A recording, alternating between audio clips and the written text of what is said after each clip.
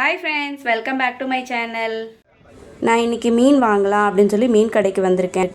மீன் வந்து நான் கடைசியாக ஊரில் இருக்கும்போது சாப்பிட்டது 2 மாதம் கூட இருக்கும் நான் மீன் சாப்பிட்டேன். இங்கே வந்து நான் அதிகமாக மீன் சமைக்க மாட்டேன். ஏன்னா இங்கே வந்து கடல் மீன் அவ்வளோக்கா நல்லா ஃப்ரெஷ்ஷாக கிடைக்காது, ரொம்ப ஸ்மெல் அடிக்கும். ஆற்று மீன் தான் ஃப்ரெஷ்ஷாக கிடைக்கும். ஆற்று மீன் நான் சாப்பிட மாட்டேன். பொதுவாக கடல் மீன் சாப்பிட்டு பழகினவங்களுக்கு ஆற்று மீன் ஸ்மெல்லு பிடிக்காதுன்னு சொல்லுவாங்க. அந்த மாதிரி தான் எனக்கு, தப்பாக நினைக்காதீங்க.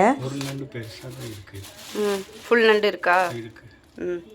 அடுத்து இறாலு எவ்வளோ? நண்டு 100 ரூபா, இறாலு 200 ரூபாயா? இறாலு பரவாயில்ல, பெருசு பெருசாக இருக்கு.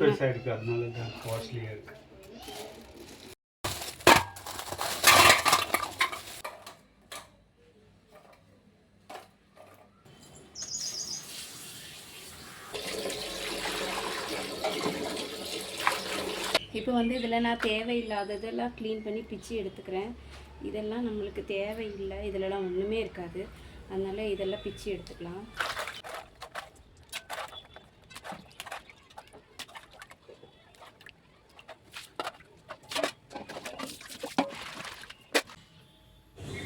முதல்ல நல்லா ஒரு பெரிய கனமான பாத்திரமாக எடுத்து அடுப்பில் வச்சுட்டு, அதுக்கப்புறம் தேவையான அளவு கொஞ்சமாக எண்ணெய் சேர்த்துட்டு, அதுக்கப்புறம் 1 ஸ்பூன் கடுகு சேர்த்துக்கலாம்.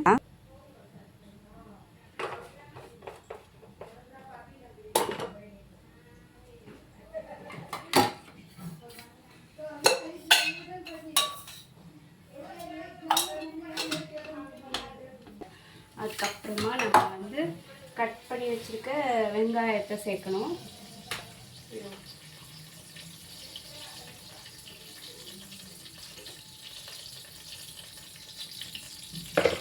பார்த்தீங்களா, இப்படி தான் நடக்கும்.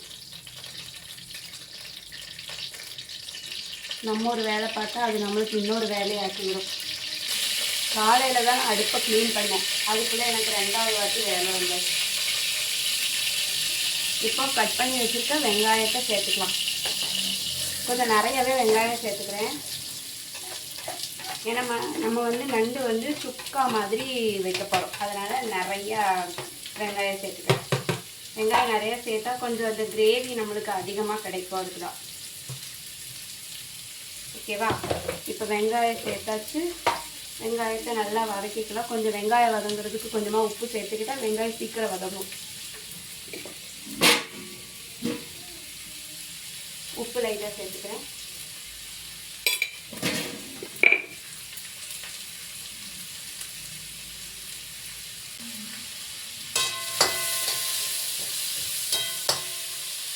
வெங்காயம் வதங்கட்டும். நம்ம இஞ்சி பூண்டு பேஸ்ட்டு இடித்து எடுத்துக்கலாம். அதுக்கப்புறம் தக்காளி கட் பண்ணி எடுக்கணும். இப்போ வந்து வெங்காயம் லைட்டாக வதங்கிட்டு, இப்போ நம்ம அடுத்ததாக கொஞ்சம் கட் பண்ணி வச்சுருக்க தக்காளி சேர்த்துக்கலாம். நான் சின்ன சைஸ் தக்காளின்றதுனால ஒரு 5 தக்காளி எடுத்துருக்கேன். வெங்காயமும் தக்காளியும் நல்லா பேஸ்ட் மாதிரி வதங்கி வரட்டும். இஞ்சி வந்து இந்த அளவு எடுத்திருக்கேன். பூண்டு வந்து கொஞ்சம் முழு பூண்டாகவே எடுத்திருக்கேன். இஞ்சி பூண்டு பேஸ்ட் வந்து நான் எப்போவுமே கொஞ்சம் சாப்பாட்டில் அதிகமாக தான் சேர்ப்பேன். ஏன்னா இந்த மாதிரி நான்வெஜ்லாம் செய்யும்போது அதோட அந்த கவுச்சி ஸ்மெல்லு கொஞ்சம் இஞ்சி பூண்டு சேர்த்துக்கிட்டா அதிகமாக தெரியாதுன்னு நான் நினைக்கிறேன். பிடிச்சா சேர்த்துக்கோங்க. என்ன யாரெல்லாம் இந்த மாதிரி சேர்ப்பீங்க, இஞ்சி பூண்டு வந்து அதிகமாக சேர்ப்பீங்க அப்படின்னு சொல்லிட்டு கமெண்டில் சொல்லுங்கள். இஞ்சியை வந்து ஆல்ரெடி நான் தோல் சீவி வச்சுட்டேன், அதனால் குட்டி குட்டியாக மட்டும் கட் பண்ணி மட்டும் போட்டுக்கிறேன். அப்புறம் பூண்டை வந்து தோல்லாம் உரிக்க மாட்டேன், அப்படியே முழுசாக போட்டுருவேன். அரைக்கும்போது லைட்டாக தண்ணி ஊற்றி அரைச்சோன்னா அந்த தோலெல்லாம் நல்லா அரைச்சி வந்துடும்.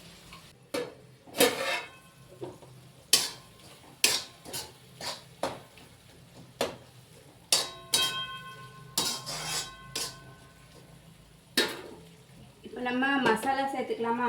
நான் வேறு எந்த மசாலாவும் சேர்க்கல. எங்கள் அம்மா செஞ்சு கொடுத்த மசாலா நான் ஊர்லேருந்து கொண்டு வந்தது, காலியாக போகுது. இது இவ்வளோதான் இருக்குது. இந்த மசாலா தான் நான் இப்போ சேர்க்க போகிறேன். இது நம்ம காரத்துக்கு தேவையானது அளவு சேர்த்தா போதும்.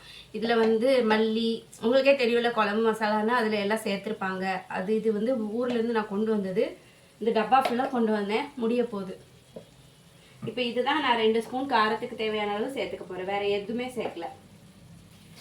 எனக்கு வந்து காரம் நல்லா சேர்த்தா ரொம்ப பிடிக்கும். எங்கள் வீட்டில் உள்ள 2 பேருக்கும் பிடிக்காது. அதனால் அவங்களுக்கு ஏற்ற மாதிரியும் கொஞ்சம் பார்க்கணும், எனக்கு பிடிச்ச மாதிரியும் பார்க்கணும். அதனால் என்ன பண்ணுறது? பாருங்கள், இப்போ நல்லா தக்காளியும் வெங்காயம் வதங்கி நல்லா இந்த மாதிரி குழஞ்சி நல்லா பேஸ்ட் ஆயிடுச்சு. இப்போ நம்ம நண்டை வந்து சேர்த்துக்கலாமா? நண்டை சேர்க்க போகிறோம்.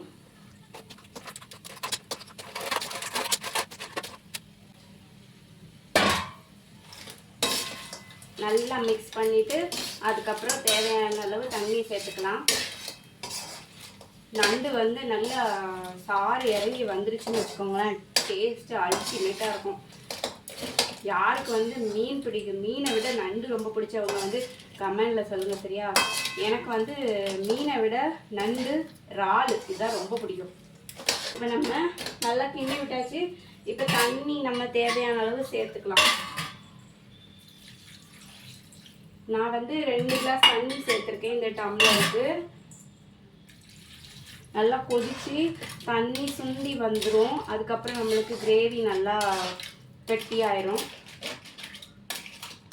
இதில் வந்து நண்டு குழம்பா செஞ்சோன்னு வச்சுக்கோங்களேன், முருங்கைக்காய் கத்திரிக்காய்லாம் போட்டு செஞ்சால் அது வேறு லெவல் டேஸ்ட்டாக இருக்கும்.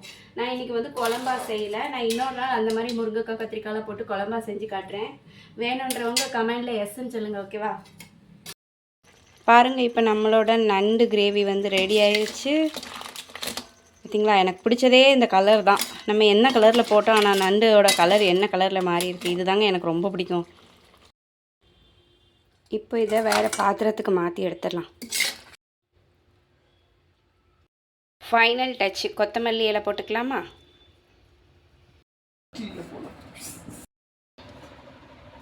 எப்படி இருக்கு? ரொம்ப நல்லா அற்புதமாக இருக்கு. ஓகே, அவனேஷ் நண்டு குழம்பு சாப்பிட்றான். நாங்கள் நண்டு சாப்பிட்டுட்ருக்கோம். வெறும் நண்டை ஃபஸ்ட்டு தனியாக சாப்பிட்டு அப்புறமா சோறு சாப்பிட்டுக்கலான்ட்டு. சூப்பராக இருக்கு. சூப்பராக இருக்கா?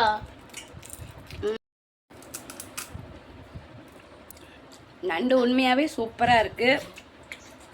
நாங்கள் சாப்பிட்றோம், நீங்களும் இதேமாதிரி செஞ்சு பாருங்கள். இது பிடிச்சிருந்தா கமெண்டில் சொல்லுங்கள், ஓகேவா? யாருக்கெல்லாம் நண்டு பிடிக்கும்னு மறக்காமல் கமெண்ட் பண்ணுங்கள்.